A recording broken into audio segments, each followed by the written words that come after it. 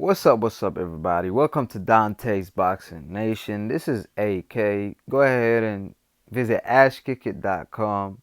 Subscribe below while you at it, and let's get to it.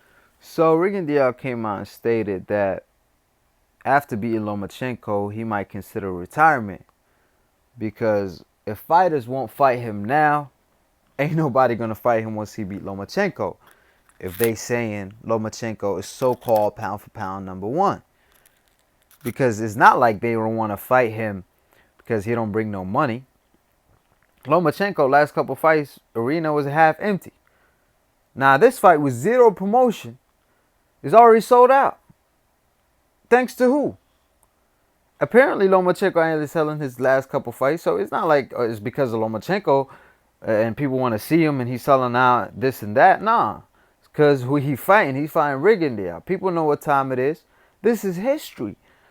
Never in boxing before two gold medals versus two gold medals in the pros. And two fighters who are established in their pros and number ones in their own respected divisions. I just wish this fight happened like when Rigondeaux wanted it to happen, but Bob Arum didn't want him to be like in his around his prime when he fights Lomachenko, of course. So near here or there, a Golovkin fan asked me, how come when Golovkin said he wanted to retire after the Canelo fight, he got hammered by people. And a lot of people started hating on him, this and that. But when Rigondeaux said it, he ain't getting nothing but respect. Because Golovkin, it sounded like it was a money grab.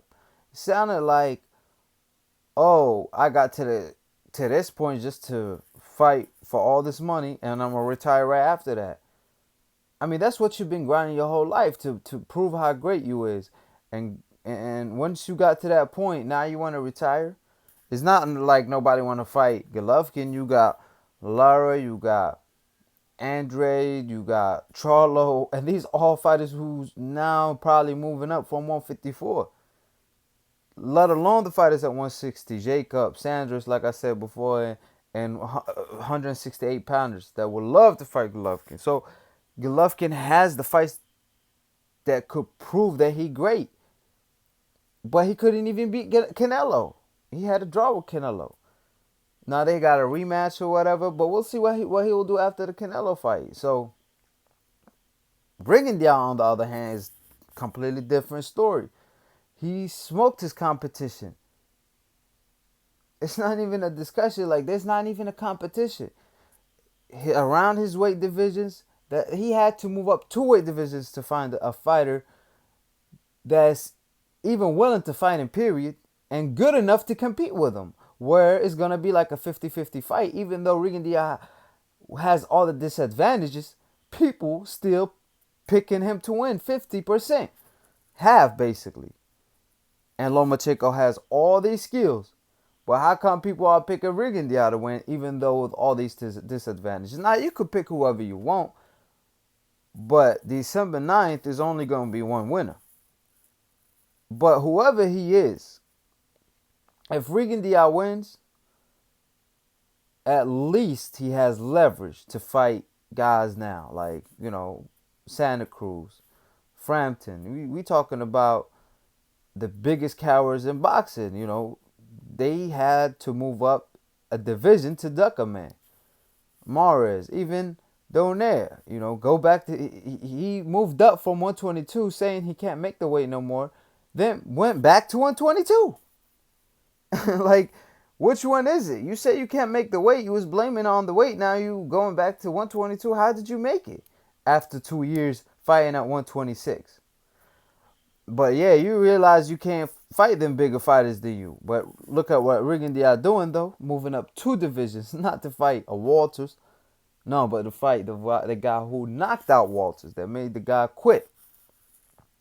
And like I said before, it's not because Rigondeaux is boring or Rigondeaux can't sell, people don't want to fight him. No, it's because it breaks jaws. It's because they can't hit the man. Everybody got a game plan till you miss your first 100 punches. Everybody got a game plan till you get counterpunch. Everybody got a game plan till you get hit, like Tyson said, right? Now, all that is combined in one fighter, which is Rigondeaux. He got one punch knockout, and he got the best defense in the game today, and he's a counter puncher.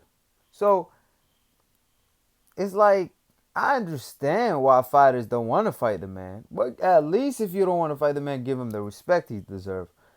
Don't try to shit on the man while he down because your fans want you to say that. Like, it's so funny. Fans say things the fighters don't even say. But then fighters start saying what their fans say because they'll be like, oh, for real? That's how people feel about it? So I'm going to go ahead and say that. You know what I mean? But at the end of the day, we all know what time it is. Frampton, Cruz, all these fighters that duck Rigondeaux get zero respect. Because you don't duck the top guy at your own division. You don't duck somebody who's on the top 3. What are you in the sport for? To make money or prove that you're the best? Because this is not a fans contest. This is not who's the most loved wins. The guy with the biggest fan base wins. No, this is who's the best wins. And that's what boxing is, and that's what all the sports are. Because if that was the case, Floyd Mayweather would have lost to Conor McNugget. When Conor McGregor fought Floyd, you saw in Toronto, London, even when he was in LA. You had fans screaming Conor name, booing Floyd, screaming out, fuck the Mayweathers. But did they fight for Conor McGregor? What did all that love do for Conor?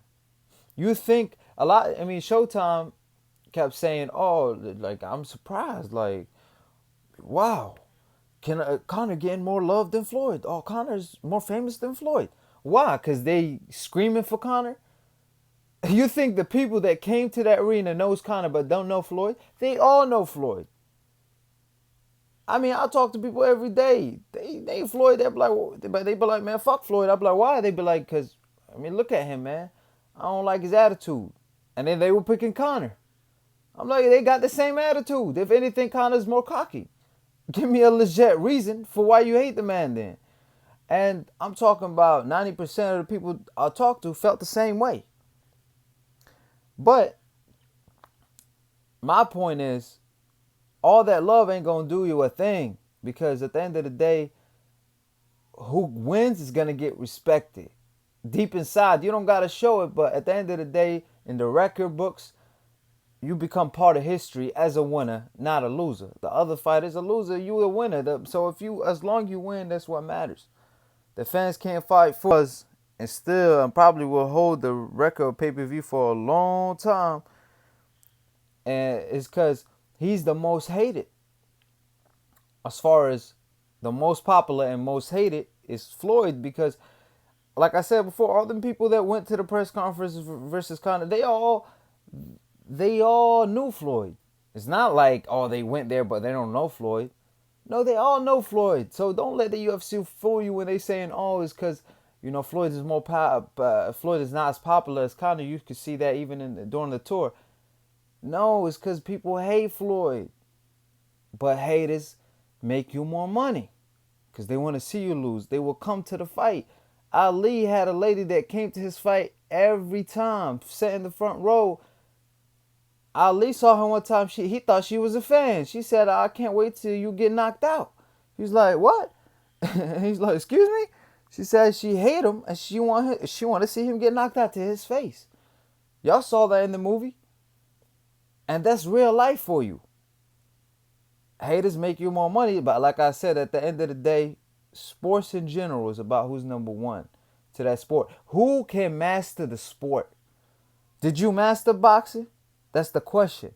So your favorite fighter, did he master boxing? Do you think he the best? Because Rigondeaux is the closest one to it today when it comes to a guy who mastered his style and everything he do. Rigondeaux is that guy. So when Rigondeaux says he want to retire, it's okay. I respect that, and I want him to retire because he's getting old.